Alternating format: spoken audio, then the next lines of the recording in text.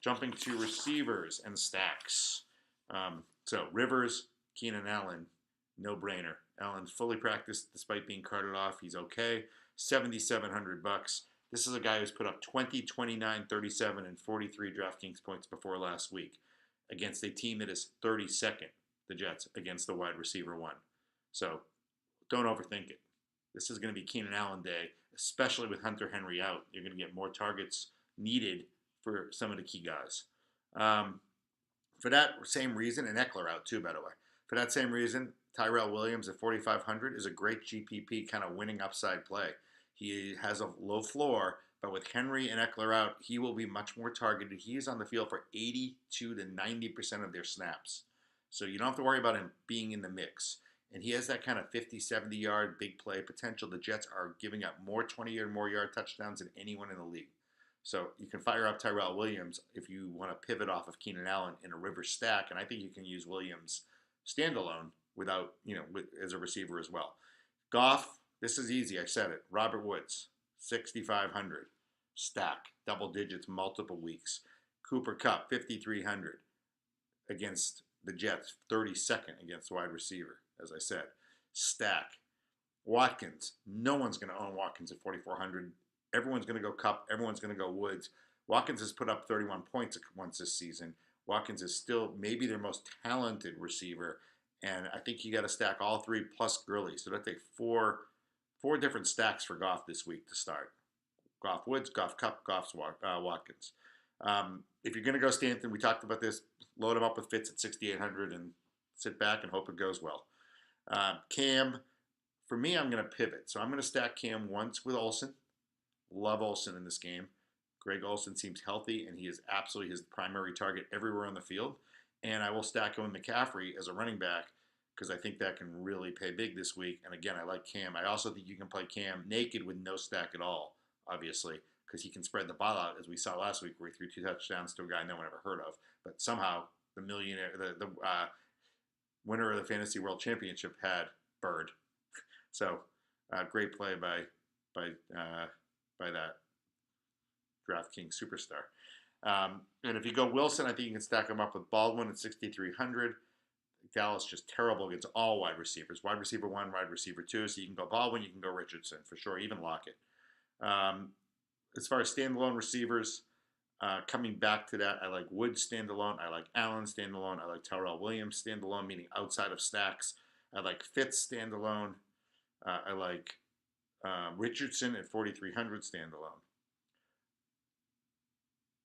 Michael Thomas, expensive, 7,000 plus, but he has just been a beast, and that is with Ginn banged up. I mean, that is the guy they're going to look to against a pass defense that's exploitable.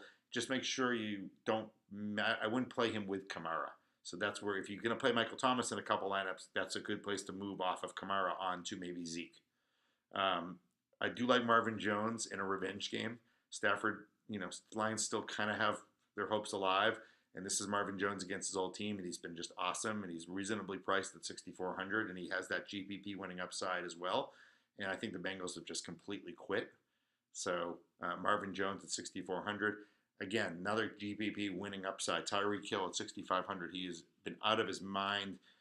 Good defense they're playing here, 20th against the wide receiver 1. Again, a GPP winning upside there. And then on the Jacksonville side, you have both Westbrook and Cole.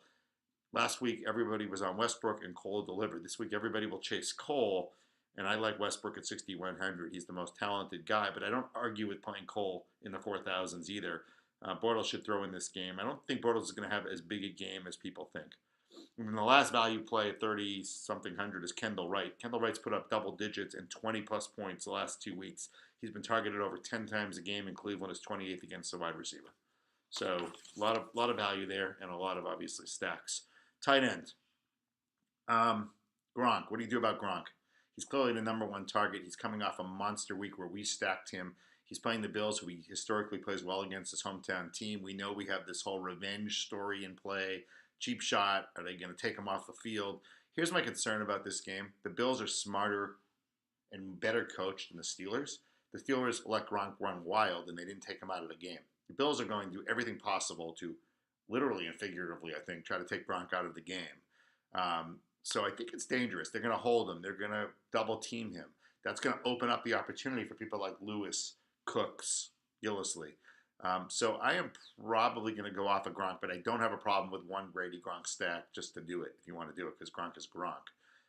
And same with Kelsey. I think he's, probably going to have the most success of any tight end this week, but he's very expensive. So if you don't use him with Tyreek, I wouldn't use him with Tyreek Hill, but I think you can play Kelsey in a lineup or two where you can afford him. I love Olsen the best of all the tight ends. He's middle priced at 5,200. They're 20th Atlanta, Tampa 20th against the wide receiver, the tight end. So good matchup. If you can fit him in at 5,200, lock him and load him all day. And as I said, stack him with Cam. If you had to go down cheaper, Ebron will be really popular at 3,700. He's on a contract year, and he's had 2 double-digit weeks of 14 and 18 in a row, and he's starting to emerge finally. But you never trust this guy, man. He could go put up a dud this week. But 3,700 and Cameron Braid at 3,300 will be very chalky. He may be the number 1 owned tight end this week. Without O.J. Howard out there, Jameis loves his tight ends, and you'll see it's a good matchup. I think he will be very heavily owned, though, and tough to differentiate with. So I'd rather jump to Olsen or Ebron. Defense. No one stands out to me this week. I am fading the Jaguars completely this week. I just think too much momentum going on there in San Francisco. Not worth it. I am going to play mostly the Chiefs at 3,300. I just think the Chiefs are on a roll, and I think that's a matchup where they will have a lot of success this week, and I think they'll have a defensive touchdown. They have a special teams touchdown opportunity.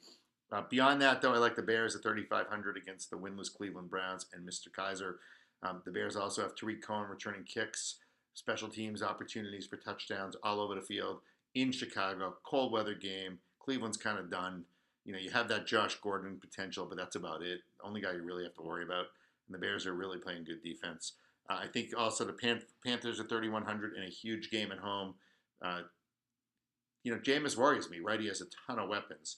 But the Panthers probably show up for this game, and they're just playing great defense with Luke Kuechly there in the middle and Thomas Davis. And I think the Pats at home against the Bills, I think this game is much ado about nothing. The other concern I have with Gronk is the Patriots blow them out. So I think we pull that off again this week too. All right, 2-part video. Hope you enjoyed. Focus. Bring it home. We got 1 more week of regular season, and then I want you back for the playoffs because there is a great chance to make money, at least in the first 2 weeks of the playoffs, maybe the third too.